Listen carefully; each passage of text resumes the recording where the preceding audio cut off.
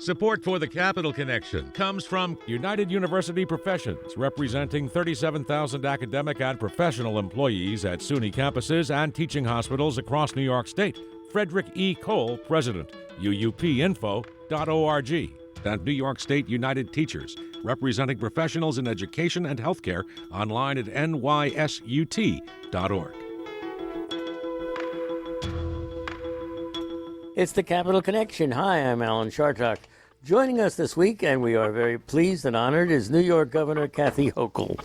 Governor, welcome back to the Capital Connection. Thanks, Alan. Looking forward to a really good conversation. Well, you'll get it, I'm sure. So, Governor, you marked 1 year in office this week on Wednesday. Take a moment for us to reflect on your first year in office and why New Yorkers should elect you in November. And please share your thoughts on this week's primaries. What lessons do you take from all of those elections? You packed a lot in that question, Alan. So let me start. Let me start with just really what we accomplished in this last year. You know, I would say what I'm most proud of is the way that we were able to pull together a dynamite team of true professionals who know what they're doing, and then be able to meet the moment, whatever challenge came our way. You know, for example, when the Supreme Court came after and struck down our concealed carry law that had been on the books for 108 years. We sprung into action, brought back the legislature, made meaningful changes. Or when they, struck down Roe v. Wade, we had to step up as New York State and put money out there to help our providers and to, be really smart in our response and let people know that as long as I'm governor, those rights are protected here. So those are just some of the, unexpected challenges. In addition to a spike in Omicron, we had to deal with getting kids back to school in a safe way, getting vaccines out. We dealt with cleanup of a hurricane. We dealt with a new legislative session to make sure that we, invested in education and health care and our New York families, child care, record spending and child care to make sure that we can get particularly moms back to work after the pandemic. But I've just been so honored to have the faith of New Yorkers. I've been still out everywhere. I was at the Syracuse Fair yesterday, so I'm not sitting in an office. That's not who I'll ever be. So I'm out there really connecting in the streets and in the farmers markets and just everywhere I can talk to New Yorkers and really just absorb from them what their concerns are. And as a woman, I know that this time of year a lot of moms are worried about packing up the backpack and getting the kids ready to go back to school. And just I've lived all that, so that actually makes me a better governor as well to have those life experiences. So I would say it was an extraordinary year. I'm still humbled by the privilege that it is to represent such a fascinating state and to lead it through this pandemic. And so that's sort of a snapshot of the last year with tremendous accomplishments. But and also just I want to make sure that when people look back at our time, they say that we made smart decisions, we got our people through this, and just like we always do as New York, we come back even stronger. So that is what we're already on a path to do. That is an argument to make to the voters on how we'll protect their rights, continue investing in them, but lead us through these times to a place that we're going to look back on and say, wow, we got it done. You asked about primaries. The primaries were exciting. I was with Pat Ryan literally Monday night at a rally with him when he was still down in the polls and people didn't think he could pull it off, and I knew he could, because it reminded me so much of literally a decade ago when I was running in the most Republican district in the state of New York as a Democrat, but spoke to issues that people cared about. How we're going to help our family farmers and our small businesses and how we can make sure that people have good educational opportunities and health care, of all things. That was the big topic a decade ago, Social Security, Medicare. I knew that Pat had what it took to run and to win, and I've worked with him since the day he was sworn in as County Executive of Ulster. In fact, I joke that there are probably 3 or 4 weekends this past winter where we had to go right to Ulster County, Kingston in particular, where they were dealing with the aftermath of power outages and ice storms and horrific weather. So I really got to know the community and his leadership. And so that was a huge win for us as a state, but also the issues he ran on, what he put on the ballot, talking about a woman's right to have an abortion and saying that how is that in the state of New York people think that it's okay to deny this fundamental basic right of control, and that Republicans were running against him, Molinaro and others, supported government-mandated pregnancies, that you force a child, a teenager, a 12-year-old, to have a baby, even if there's rape or incest. That is just too extreme. And Pat Ryan put that on the ballot. And New Yorkers, the turnout, which is hopeful to all of us in November, that there'll be even a higher turnout of energized, mobilized Democrats who know what's at stake in this election. So I thought that was a good bellwether for not just New York, but the nation. You never want to read too much into anything, but people would have read a lot into the fact if he had not won. And so I think we should celebrate the fact that this is a major, major accomplishment, and I look forward to his service in Washington. So as we get closer from one election to another, do you think that New York State is going more Democratic? Well, we're focusing on the issues that people are talking about, Alan, and one of them is public safety, and we're working very, very, very hard every day. It's what I focus on morning, noon, and night, is how we keep New Yorkers safe. And part of that came down to enacting very smart gun safety bills, especially after, again, the Supreme Court did an end run on us and took away our right to protect people from concealed carry, and on buses and in churches and synagogues and fairs and parks. So we had to make a lot of changes there. So what I would say is that New Yorkers want us to focus on their safety, their health, decisions that we're making every day with respect to the pandemic and concern about polio and monkeypox. We have to keep leading on these issues and being very transparent and letting people know what the issues are. So we feel that, I believe that people will turn more Democratic in their voting, and even independents will come the way, because they know that the challenges that we're facing, particularly with a hostile Supreme Court, states are the last line of defense. That's why there's more focus on governor's races and state legislatures than ever before, because no matter what happens with the Supreme Court, we also have the ability and the power to continue to protect our citizens in the way that we know they want to be, and that includes protecting their right to be safe from guns and includes their right to make decisions about their own bodies. So when you're sitting around with family, your friends, and discussing the Supreme Court of the United States, which can't be much to your liking with the decision-making process right now, do you have a solution of how we should deal with these erratic decisions that are coming out from on high? I wish I could make something happen, but the reality is that this is the best evidence that elections have consequences. So for people who didn't think it was an important election to show up to vote for a Democrat in 2016, Hillary Clinton, our nominee, and either didn't vote or thought they just cast a vote for someone new who, used great phrases and made them think that America could be great again. Boy, were they misled. Now are we living with the consequences when Donald Trump had 3 Supreme Court openings? He filled them with the most conservative people he could find in our country, when they all made everyone think that, oh, no, we're going to support the law of the land, and that is Roe v. Wade. And then they turn around within a very short time and strip away a right that we've had for over 50 years. Rights that I had, that my mother fought for, that my now 30-something-year-old daughter and new granddaughter do not have. And that is shocking, that this turns upside down the progress that we've always prided ourselves on in our state and our nation, that we move forward and not backward. And it is frightening, Alan, to hear the stories from other states that people could be charged with murder and face death penalties, and making teenagers have to have babies when they're not old enough to adopt a child, but they're going to be forced to become a parent as a 12-year-old. These aren't made up. These are real-life stories. So it is a turbulent time in our nation, but we know where Democrats stand. And the extent that people realize elections matter, show up this election time, and people say, well, abortion's safe in the state of New York, we don't have to worry. I'll tell you, it's safe because I'm your governor. And if you had someone like my opponent who says that he would put in a pro-life health commissioner and does not support these rights, then we're really in trouble. And that's what's really on the line this November as well. So you're a woman. You're the first woman governor. What do you make of the fact that that is the state of affairs, that you are the first? Is New York a sexist state? Well, I'm the governor, and I guess I'm going to put my name on the ballot this November and give people to elect for the first time in our history a woman governor. And I will tell you, I take nothing for granted. I run like an underdog. This is my 14th election. I'm running hard.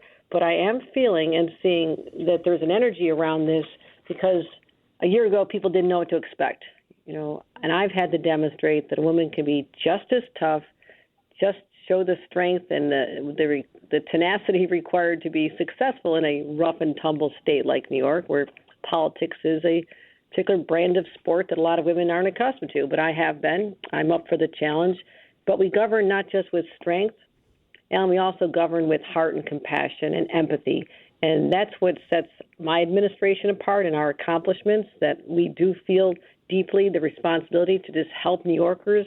That's why I was drawn to public service as a young person, and I've never lost that feeling that this is a tremendous opportunity to just help people. And they want to have faith in their government again, and I'm working hard every day to restore that. So I didn't come here to make history. I came to make a difference, and we are making a difference even in just one short year. So, but also what is exciting when I'm walking through, I was at the Troy Farmers Market at the Syracuse Fair yesterday. Not just mothers come up to me with their daughters, but fathers who want their little girls to see someone who's achieved something no one ever has done before. And they say to their girls, even a little 8-year-old yesterday, look, this is a woman governor. You could be a woman governor, never before. And the little girls get all excited. They don't really know what that means. But I think there's a sense of pride from a lot of people and parents who know that now after I'm done and what we've achieved and through this election, that no one will ever again question the ability to run the state of New York. And so that's what I'm hoping to do. I hope that is the legacy, not about me, but that people will know there's no barriers, that every little girl can grow up and be a governor because the door has been flung wide open. And there's no limit to what they can do. And that's the important message that I know that parents are really embracing. Well, I want to ask you this question. Republicans were furious about your comments Monday that those without your values like Lee Zeldin and Mark Molinaro should leave for Florida because they're not New Yorkers and that you go too far. Well, in that case, I'll simply say I referenced 3 people. I did not talk about all Republicans. My goodness, I've been elected to every job I've had with Republican support. I'm proud of that, and they know who I'm standing for. And many Republicans understand that we need to have smart gun safety legislation. They know we need to respect a woman's right to choose. So I was referring to 3 extreme individuals. I named those 3 individuals and said that their values are not aligned with the majority of New Yorkers. I mean, that is a statement of fact. So that's all I was pointing out. It was no way to denigrate the other Republicans whose support I've really enjoyed for a long time. So I'll just be clear on that. Well, you're clear. Let's talk a little bit about some of the races. Nadler Maloney. Now, I was disturbed by that. I'm going to tell you the truth. We had a phenomenal woman congressman running against a pretty good, see what I did there, a pretty good Democrat, Jerry Nadler. What do you make of that result? Well, it is just really shame that the whole process toward redistricting broke down and resulted in, 2 really stellar individuals who dedicate their lives to public service having to be in the same district. I work with both of them. And in fact, I was actually, live with Carolyn Maloney in Washington when I was brand new to the office, and she had an extra room in her house a few blocks from the Capitol. So I've admired her for many, many, many years. And I've worked with Jerry Nadler on transportation, infrastructure projects. So it was the worst choice that New Yorkers would ever have to make. 2 leaders who ascended after decades of working in the fields, of finally being in real leadership positions. Carolyn, the chair of oversight, and Jerry, the chair of the Judiciary Committee. So that's what was so difficult about this, and I hope that never happens again in our lifetime where we would have to make that kind of choice. But the voters have spoken. We move on, and we work with the people that have now our nominees for November, and I work with all of them starting in January again. Let me ask you this, Governor. Is it your sense that abortion has influenced the primary results and will impact the midterms? I believe it will. We saw the first evidence of that on the referendum in Kansas. That was unexpected. And I think what people were stunned by was not just the result, but the number of people who turned out to vote. And what happens, and you studied politics a long time, Ellen, historically, midterms do not draw a lot of excitement, and sometimes there's just a reaction against whomever the incumbent is in Washington. So you can see patterns. And that's why what we saw in Pat Ryan's race really broke the mold, where, when Barack Obama was in that seat in the presidency, then it was a Republican who was elected. And then when Trump was in, a Democrat. So it had always gone sort of the opposite of the party in power. And the fact that Joe Biden is our leader, he's our president, working hard in Washington, and then you still have Democrats elected in a real bellwether case.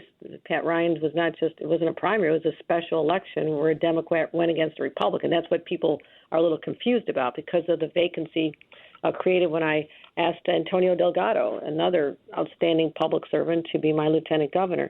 So I think abortion is on the ballot, Alan, but that's not the only thing. That is an important issue to most, but also I'm aware that people needing to feel safe and know that they have good jobs, that they can live in the state with quality health care and outstanding education. Those are all factors that go into, what voters think about what's on their minds. And safety and their kids are, I would say, number one. And abortion is right up there. And what I think abortion is, Alan, is a motivating force. That closes any enthusiasm gap that may have been out there between Democrats and Republicans. That gap is obliterated now. So now you have a state that's 2-1 Democrat, and if the voters will turn out and know that, even in the governor's race, no one should be complacent and say, oh, it's New York, of course we'll always have the right to an abortion. My God, back until June, we all thought that Roe v. Wade would be the law of the land for the rest of our lives. So things happen, and people have to be smart in how they vote and not take a chance with even who the governor is. I think people want to know that those rights are protected for as long as I'm governor. Well, we're talking to Governor Kathy Hochul. Did Democrats mess up redistricting? Yes, we need a better process. My God, it collapsed. I came into the process rather late, and I had a responsibility, which was either to, I didn't draw the lines. I was not involved, but what I would say is I was presented with an option of moving forward with the plan that had been devised under the law that was set up, by my predecessor. That was the system that was set up to involve the legislature. But also, if I had, just said no, we wouldn't even had an election. The process would have just been short-circuited. So it really was a Hobbesian choice. I didn't have many options here, but I had a minor role in that part. But overall, yes, we need to fix the system, a better process. And again, we're living with the collateral damage of what happened, but I'm also very excited about the candidates we do have on the ballot now that emerged from this. It was tough, but we have some really strong candidates to head into November. And obviously there's some parts of our state where it's not always in question, whether or not a Democrat will win, especially downstate. But upstate, we have some outstanding candidates in Long Island, and those will be the battlegrounds. And as the leader of the Democratic Party, I'll be leading the charge. I'll be working with all of our candidates to ensure that people know the true difference between our parties, what we stand for, what issues we believe are the most important to voters, and to meet the moment. And that's exactly what this election will be about.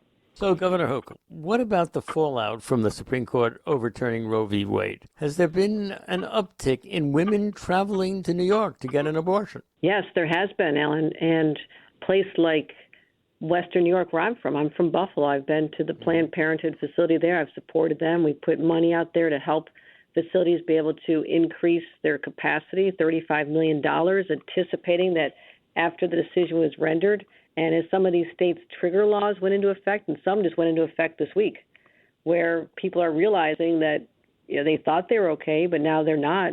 1 out of 3 women in the country now live under a law that bans their right or limits their choice when it comes to an abortion. So that is a new dynamic, and women are finding their way to places like clinics in Western New York, which is only 3 hours from Ohio.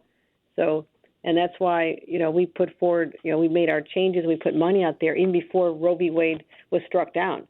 As you recall, Ellen, they leaked a memo a few weeks beforehand, and we were really hoping that the reality would not come to be, but it did. But I sprung into action even beforehand to be ready to protect our providers, make sure that doctors and people involved in New York State could not be extradited and charged with murder or face a death penalty. And I'm not making these stories up. No. That is what people are talking about in some of these states. And the shocking stories that are coming out about 10-year-olds, 11-year-olds, 13-year-olds, who've been raped by someone they may have trusted, a stepfather or mother's boyfriend, and very early on they want to be able to, get that child back to their childhood, and they're denied that by a judge. Are there laws? It is shocking, and I just wonder how we look to the rest of the world in terms of how we treat women overall, or even children, people under the age of 18. So the shock value is high, and New York will do everything we can to be a safe haven for people who come here, protect them, and I'll stand up and hold that torch in my hand and say, no, not here, not ever, and help other states where there's governors who are running where they may have a hostile legislature, places like Michigan. I've got friends who are other governors, other women governors, and they've got a real battle on their hands as well. So we're all in this together. But as you mentioned in our earlier conversation about the Supreme Court, that's not going to change anytime soon. And that is a very scary spectacle. I'm wondering what they're going to do next. Will they take away the right for an LGBTQ couple to marry, something that we honor as a right in our state and have nationwide? That is something they've already said that they're willing to take away. So these are very uncertain times, and what I can provide in New York is stability, let people know we understand how difficult this is, be the voice of reason, and pull people together and do whatever we can within the power of state government. Do you talk to your co-governors in other states about what's going on? I mean, is there a common approach to how you deal with all of this? Yes. In fact, what I did was I launched a fund to raise money to help in the states where abortion is really on the ballot. So I'm helping the Democratic Governors Association. I took a leadership role there to make sure that we're focusing on these issues. I've talked about this nationally to talk about how we get support to these women governors in particular, governors in states where it's a real battleground. And the governors may believe philosophically the right thing to do, but they have a legislature who are hostile to that, or they have a trigger law where they need to overturn something that was put in motion before they become governor. So I'm very involved in this. And also on gun safety as well. I've been working with our state legislatures and our other governors to talk about what we can do. I speak to Governor Newsom from California and Governor Murphy. In fact, I don't know if you know this or not, but on gun safety, I pulled together for the first time in the country 9 other states that are all joining and have them focused on gun interdiction to stop the flow of illegal guns from coming into our state. No other governor has convened other governors and said, let's use your law enforcement, your intelligence gathering. Let's share information and stop the guns. And I started this back in January, and the whole head of ATF was in New York City yesterday to celebrate what we did and the fact we've had over 485 investigations, a lot of leads being shared, and we're getting more guns off the street. So you mentioned sort of the collaboration with other governors. I work with anybody, pulling together, whether it's on smart gun safety legislation or what we can do on gun interdiction cooperation or dealing with the abortion issue and putting a spotlight on it. There's no limit to what we can do when we work together. Speaking of which, do you think that Republicans have been properly helpful to a Democratic governor from, what used to be their territory, upstate New York? Have the Republicans shown you the proper deference? I don't know what proper deference would look like. I have relationships with everyone, and I continue going to parts of the state that have more Republican leaders. I just convened a farm roundtable way up in the North Country where it's all Republican elected leaders and had a chance to sit down with their farmers and talk about their concerns. I was just in Clayton, New York, and talked about some signature projects to protect from the effects of flooding on Lake Ontario and the St. Lawrence. And I always invite Republican elected leaders, so I've been much more collaborative in my approach because I believe it's the right thing to do. People want us to work together. Yes, I'll keep working with them. I always have. So I don't know what kind of deference I expect, but they get it from me. I respect people who are elected. I always will work with them. Should New Yorkers be worried about the revised economic forecast released by your budget office this summer? Well, because we were so conservative in our approach, we're going to be fine. And I say that with the knowledge that when we were putting together our budget analysis, and that was, I was brand new as governor, we started talking about our budget for January, we had extraordinary tax receipts coming in. Wall Street was doing well. We had money from COVID relief from the federal government. But I knew that these were all one-time infusions of money into the state, and it would be very, very negligent on our part if we spent all that money last year. So what I did was realize that we only had 4% in our state reserves. Even when I was in local government, 14 years on a town board in upstate New York, we always had reserves for that rainy day, and 15%. So I put aside 15% of our funds. It's all targeted to get there. So I want to reassure New Yorkers that we are prepared for the rainy day or the storms or the hurricanes that come, because I can't count on Wall Street. I can't count on Washington. And so all of our expenses were managed with the very conservative approach, and that's why we're going to be able to get through this. And we are coming through the pandemic. More people are coming back to the city of New York, which is the economic engine that helps the rest of the state. But also, I'm investing in bringing more businesses upstate. I believe that the semiconductor industry holds great possibilities. I just was talking to Majority Leader Schumer, how great he's been. We are making significant investments in upstate jobs and downtowns and creating a whole new ecosystem of manufacturing again, which I find so exciting because that's what gave my family a chance to be lifted out of poverty was jobs, manufacturing, making steel, my grandpa, my father, and others. So I'm really energized about the overall opportunities that we're looking at now to jumpstart the economy. So temporary setbacks now, but we don't think that's going to hold in the long term. We're running out of time, but I wanted to ask you about the loan forgiveness announced by President Biden. What effect will that have on our state? That's going to help young people who are strangled right now by crushing debt. When I was growing up, we did not have a $1.7 trillion debt. I mean, it was always consumer debt that was higher, people's credit cards. And for the last decade or so, the highest debt in our nation has been student loan debt.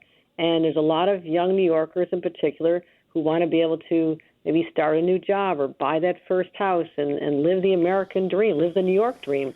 And as long as they have this debt holding them back, they won't get the credit rating and ability to be able to do this. So I think it's going to be uplifting for many, many New Yorkers. We also doing our part to help more people get an education. We now have part-time students in our school systems. Our colleges are able to get tuition assistance. This has been a program since 1964, but it was only for full-time students. So there's people of all ages who want to better themselves with a degree at a college, but they have to work in order to pay for the tuition. So we're helping them out as well. So there's many ways we can help make investments in the human capital, the people we want to stay in New York and continue to make it the greatest state it can possibly be. And I'm really proud to lead during this time. We're delighted to continue to talk with Governor Kathy Hochul, the state's first female governor, and we are delighted that she continues to come on and talk to us. Governor, I want to express my deep gratitude for your doing that, and thanks so much. Thank you, Alan. Great to have such a thoughtful conversation, and we'll be back again. Great.